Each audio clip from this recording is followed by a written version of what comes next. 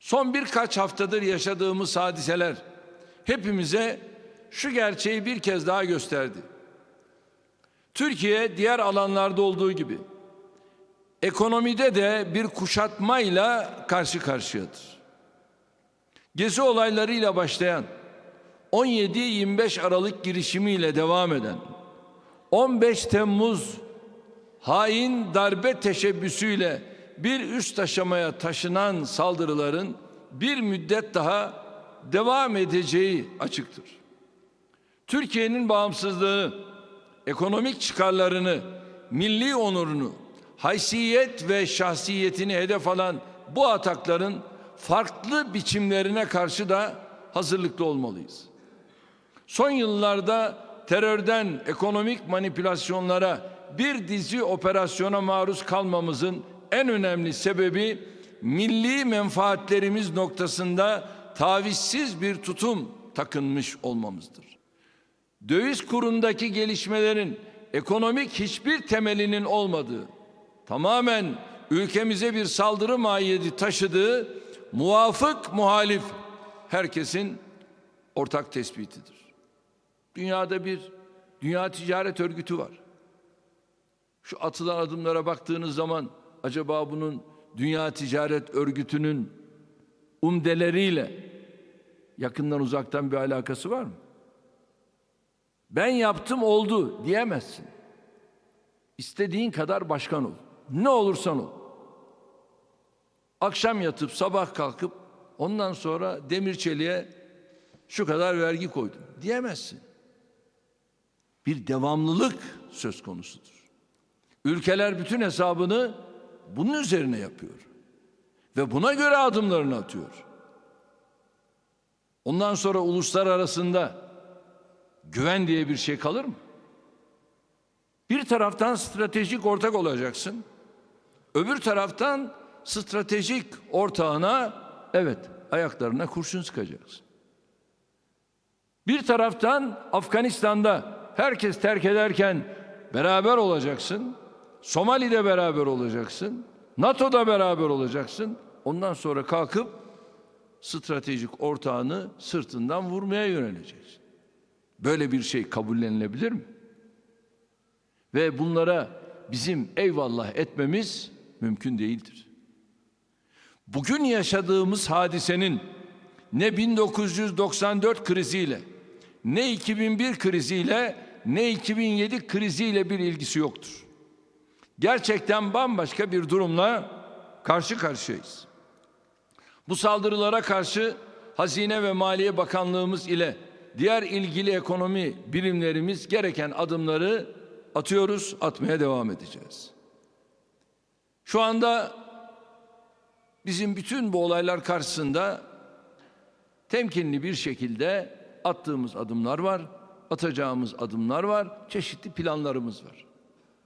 Kurun geldiği yerin ekonomik izahı olmadığı gibi biz kur şöyle oldu, kur böyle oldu demek suretiyle battık, bittik. Böyle bir şey yok.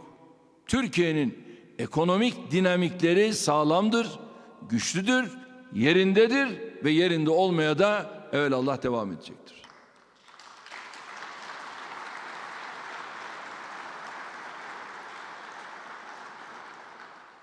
Döviz kurunun özellikle ekonominin kuralları içindeki makul seviyesi neyse en kısa zamanda mutlaka oraya da oturacaktır. Hiç endişe etmeyin. Bu konuda rahat olun. Ülke olarak bu süreçte serbest piyasa ekonomisinin kurallarından asla taviz vermedik, vermeyeceğiz. Aksi yönde çıkartılan söylentilere hiç kimse itibar etmemelidir.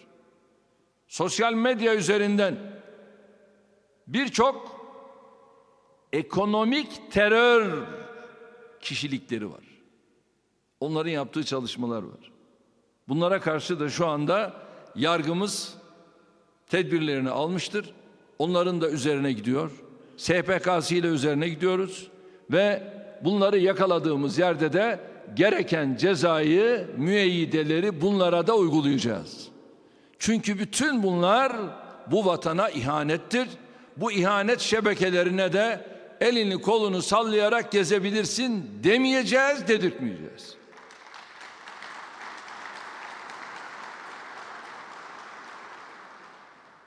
Dün de söylediğim gibi biz bu oyunu gördük ve duruşumuzdan taviz vermeyeceğimizi bir kez daha ilan ederek tavrımızı ortaya koyduk. Ülkemize yönelik operasyonları hep birlikte göğüsleyeceğiz. Devletimize atılan iftiraları hep birlikte boşa çıkaracağız. Milletimize hedef alan senaryoları hep birlikte hezimete uğratacağız. Siz büyükelçilerimizi Cumhurbaşkanlığı hükümet sisteminin getirdiği enerjiyi, dinamizmi ve imkanları en iyi şekilde kullanarak bu doğrultuda seferberlik ruhuyla çalışmaya davet ediyorum. Yeni dönemde sizlerin çok daha etkin, çok daha sonuç alıcı çalışmalara imza atacağınıza inanıyorum. Cumhuriyetimizin banisi Gazi Mustafa Kemal'in veciz ifadesiyle yurtta sulh, cihanda sulh dış politikamızın temel önceliğidir. Nasıl bal bal diyerek ağız tatlanmazsa sulh sulh diyerek de barış tesis edilemez. Barışı sağlamanın yolu her alanda aktif olmaktan, güçlü olmaktan, sözünü dinletebilir olmaktan geçiyor. Aktif bir dış politikanın en önemli icracılarının başında da siz büyükelçilerimiz geliyorsunuz. Sahada olmadan masada olunamaz. Elbette masada iyi temsil edilmeden de sahadaki kazanımlara sahip çıkılamaz. Hem sahada hem masada varlık göstermeden sulhün idamesini sağlamak hayalden öteye gitmez. Bakınız şair ne diyor? Bu mes'el ile bulur cümle düvel fevzu felah, hazır ol cenge eğer ister isen sulhu salah. Evet, devletlerin başarısının sırrı şayet barış istiyorlarsa daima savaşa hazır olmalarında yatar. Biz hazırız, onu da söyleyeyim. Her şeyimizde hazırız. Türkiye ekseni tek bir bölgeye mahkum edilemeyecek kadar büyük ve önemli bir ülkedir. Bu anlayışla BRICS, Afrika Birliği, ASEAN tarzı bölgesel oluşumlarla işbirliğimizi daha da derinleştirmeye çalışıyoruz. Önümüzdeki süreçte her alanda tempomuzu artıracak, ufkumuzu genişletecek manevra kabiliyetimizi güçlendireceğiz. 2023 hedeflerimizi gerçekleştirmek için bırakın projelerimizden vazgeçmeyi, vitesi daha da yükselteceğiz. Bu süreçte siz büyükelçilerimize de çok önemli görevler düşecektir.